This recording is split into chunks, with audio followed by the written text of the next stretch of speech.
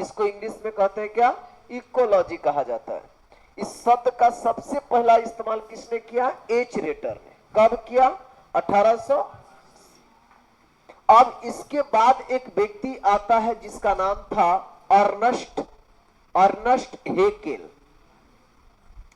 Ernst Haeckel नामक व्यक्ति आकर के 1870 ईस्वी में पारिस्थितिक तंत्र का एक विशेष परिभाषा दिया और कहा कि धरातल पर उपस्थित जीव और उससे संबंधित जितनी भी समस्या है या जितनी भी वस्तुओं हो, सबको एक साथ मिलाकर क्या कहा जाए, पारिस्थितिक तंत्र कहा जाता है।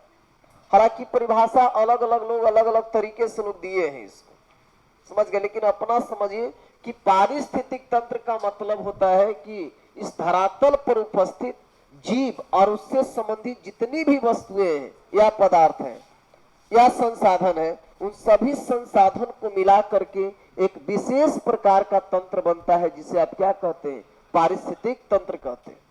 इस पारिस्थितिक तंत्र का सबसे पहला प्रयोग बोलिए कौन किया था, एच रेटर।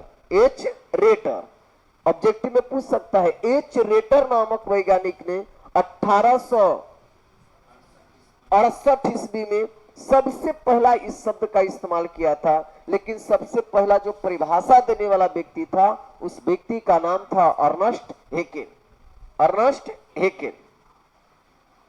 यह अर्नस्ट हेकेल 1870 ईस्वी में सबसे पहले पारिस्थितिक तंत्र का परिभाषा दिया। उसके बाद एक व्यक्ति आता है जिसका नाम था ओडम।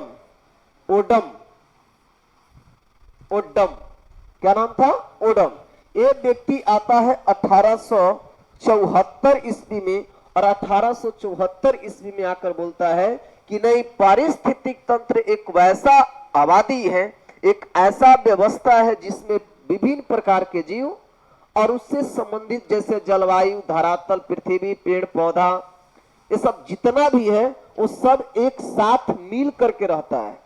कहने का मतलब है कि यदि जीव को सुरक्षित रहना है तो पेड़ पौधा, जलवायु, पहाड़, नदी, ये सारे चीज रहने की आवश्यकता है। अगर इनमें से कोई भी चीज एक साइलेंट हो जाएंगे तो इस धरती पर जीव का अस्तित्व क्या हो सकता है, खत्म हो सकता है। यह कथन किसने कहा, ओडम कहा।